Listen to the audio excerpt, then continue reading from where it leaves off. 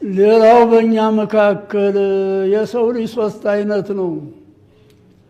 መለክ እያለ፣ አደም እያለ፣ ሸይጣን እያለ። አንዳንድ ሰዎች አላህ ሽቶላቸው እንደ ነቢያቶች እንደ ረሱሎች ወንጀል የማይሰሩ ባሮች አሉት። አላህ ይገርማል።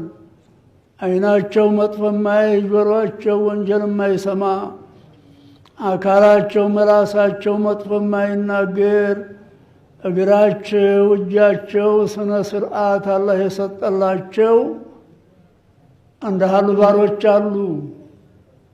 እነዚህ ደረጃቸው እንደ መላኢካ ነው። መለክይ ተብለው ይጠራሉ ይላል። ሁለተኛዎቹ ወንጀል ይሰራሉ፣ ይጸጸታሉ፣ ይቶብታሉ፣ ይጨነቃሉ። ነቢዩላህ አደም ወንጅለው ተውበታቸውን አላህ እንደተቀበላቸው አላህ ወንጀላቸውን ይምራቸዋል።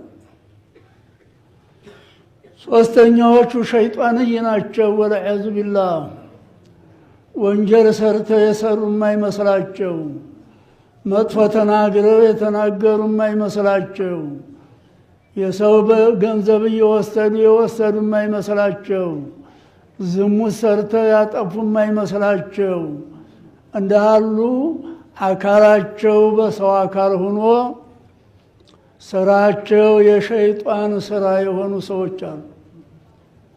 እንዳሉ ሰዎች ሸይጣን ተብለው ሊጠሩ ይችላሉ ይላል። ስራው የሸይጣን ስራ የሆነ ሁላ ሸይጣን ተብሎ ሊጠራ ይችላል። ሌላው በእኛና እንግዲህ ሳምንት ያልተናገርኩት ይሄ ነው። በፍጡራንና በፍጡራን መካከል የሆነ ወንጀል በደል ነው።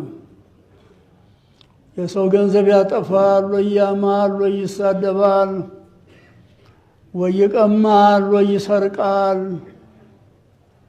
ወይ ይማታል፣ ወይ ይገላል፣ ወይ መሬት ይወስዳል፣ ቤት ይወስዳል። እንግዲህ እየወሰደ ይሄው ሰው ቤት ዝም ብለናል። የሰው መሬት እየወሰደ መድረሻትን እንዲሁ እንጠቀማለን። ይህም ወንጀል ነው፣ ራሱ በደል ነው፣ ዙልም ነው። እንዲህ ያለው ወንጀል አላህ አይምርም። ሰውየው ቢቶብት በተውበት ብቻ አይምረው። ያን